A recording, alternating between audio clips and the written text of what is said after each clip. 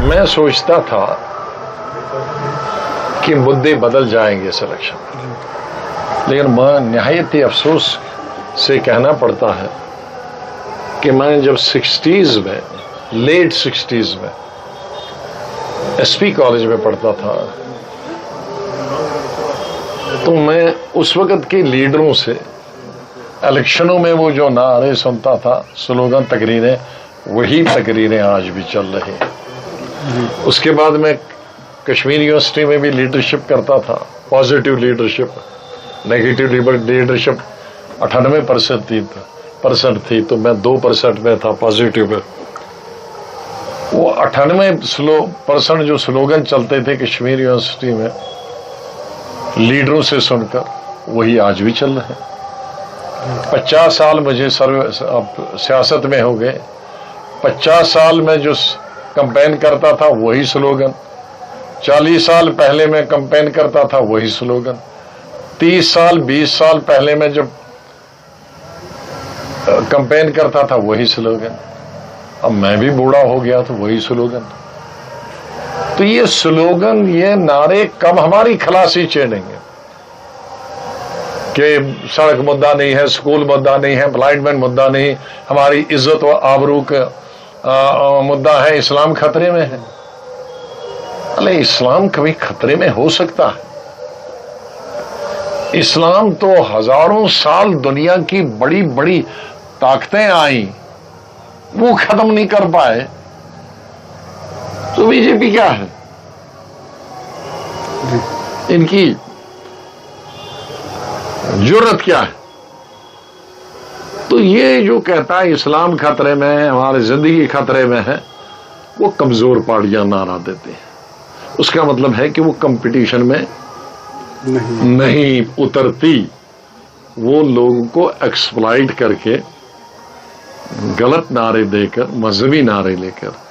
ہم B J پی کی مخالفت کرتے ہیں کہ تم مذہبی نعرے دیتے ہو، سب سے بڑی بی جے پی کے خلاف کیوں ہے؟ کیونکہ وہ مذہبی طور پر بانٹتے ہیں۔ اس کا مطلب ہے ہمارے لوگ بھی وہی بانٹتے ہیں، اور ان کو کہتے ہیں کہ بھائی مسلمانوں کو تمہارا دھرم خطرے میں ہے، یہ بھی تو بانٹنا ہی ہوا نا، یہ بھی تو مذہب کے نام پہ لینا ہوا نا۔ اب ڈیولپمنٹ کے نام پہ میں نے 50 سال پورے ہندوستان کی میں حکومت کی، یہ منتری رہا، سیاست کی، میں نے کئی لاکھ پبلک میٹنگ، اتنی کسی لیڈر نے ہندوستان کے پبلک میٹنگیں نہیں کی ہیں۔ ضلع پرشد، پنچایت سمیتی، D D C, B D C, assembly, Lok Sabha, میں نے کبھی نہیں کہا کہ اسلام خطرے میں ہے، مسلمان خطرے میں ہے، جہاں 5% مسلمان بھی ہو، اور نہیں ہوا ہے۔ لیکن یہ 98% مسلمانوں میں کہتے ہیں اسلام خطرے میں ہے۔ 98% کو کوئی ہاتھ انگلی لگا سکتا ہے؟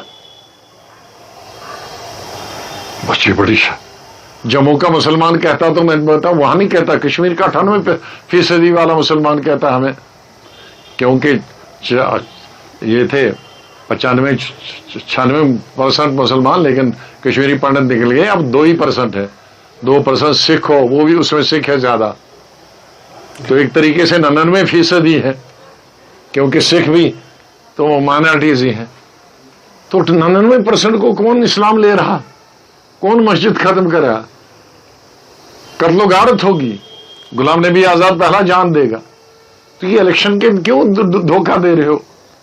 1 بار 2 بار 3 بار 10 بار، اب تو چھوڑو بیچاروں کو، اور ان کے پاس کپڑے بھی نہیں رہے ہیں، ننگے ہیں، بھوکے ہیں۔ 10 ہوٹل والوں سے یا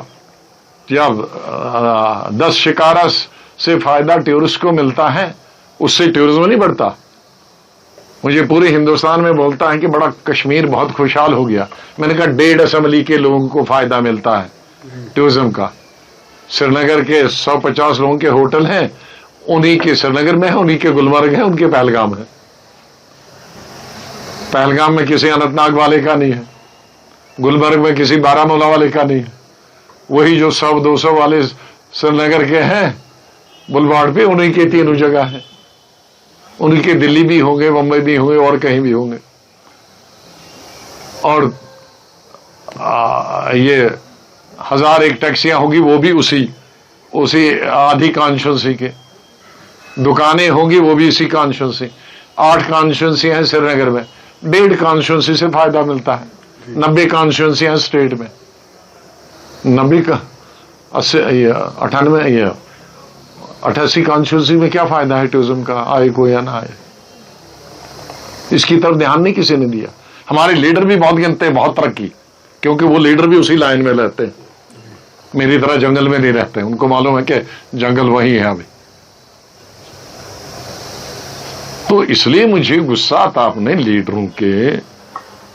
چیف منسٹر مقصد نہیں ہونا چاہیے، منزل نہیں ہونی چاہیے. چیف منسٹر کا راستہ ہونا چاہیے ڈیولپمنٹ کے لیے، سڑکیں بنانے کا، اسکول بنانے کا، ہسپتال بنانے کا، امپلائمنٹ جنریشن کرنے کا. اور امپلائمنٹ بھی 2-3 قسم کی، ایک تو پڑھے لکھے کے لیے، دوسرا سکلڈ، ترکھان ہے، کارپینٹر ہے، یہ میسن ہے، دیوار دینے والا، تیسرا مزدور. میں نے ٹرپل شفٹ کس لیے کی تھی؟ کیونکہ ایک وقت میں پورے مزدوروں کو نہیں ملے گا، ان کو دوسری شفٹ میں ملے گا. کارپینٹر میسن کو ایک میں نہیں ملے گا، دوسرے میں ملے گا، دوسری میں نہیں ملے گا، تیسری میں تو پنجاب کے لیے وہ لوگ آتے تھے کیونکہ یہاں سب کو ملتا تھا. لیکن سوچیں گے نہیں، کہیں گے غلام نبی آزاد پاگل تھا 3 شفٹ کی. ارے اس کے فائدے تمہیں معلوم ہی نہیں ہے، کیونکہ تم اپلائی نہیں کرو گے. تم تو اپلائی اور چیزوں کے، میں کہنا نہیں چاہتا ہوں کس کے لیے اپلائی کرتے ہو. دماغ بننا ہے کیوں؟